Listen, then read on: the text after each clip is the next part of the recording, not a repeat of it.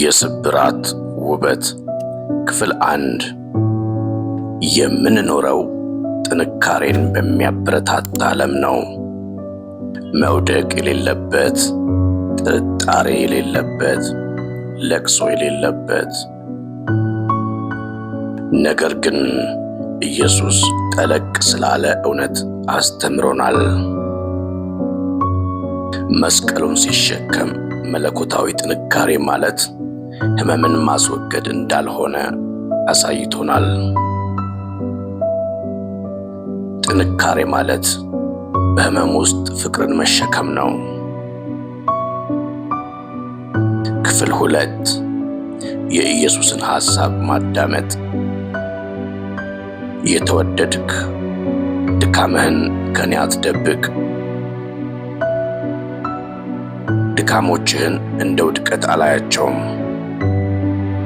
እኔ የማያቸው ለጸጋዬ እንደ መክፈቻ በር ነው። ስትወድቅ በአንተ ተስፋ አልቆርጥም። አጠገብህ ነኝ።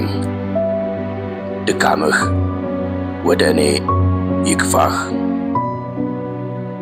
በራስህ መቆም አትችልም። እኔ አነሳህና አንድ ላይ አብረን እንጓዛለን። ኢየሱስን ወደ ድካምህ እንዲገባ ስትጋብዘው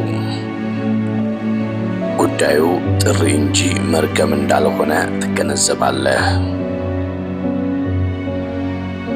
ክፍል 3 መለኮታዊ ጥንካሬን ማግኘት። እውነተኛ ጥንካሬ ከጡንቻ ወይም ከዝና አይመጣም፣ በመተውና በእምነት እንጂ። እምነትህ በጨመረ ቁጥር ጥንካሬህ እየጎለበተ ይመጣል። በእርሱ ላይ በተደገፍክ ቁጥር ሸክምህ ሲቀል ይሰማሃል።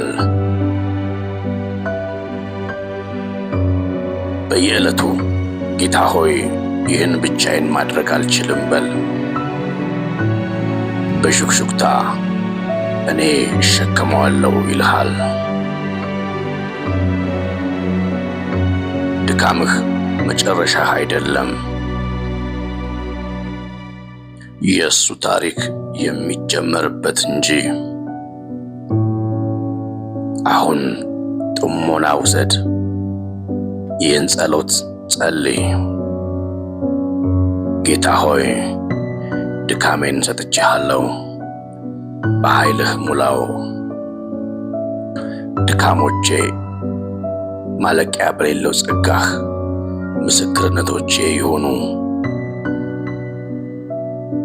አስታውስ፣ ጥንካሬ ሁል ጊዜ ድምፅ የለውም። በዝምታ ውስጥ ያለ እምነት። ጌታ ሆይ አንተን መታመኔን ቀጥላለሁ የሚል።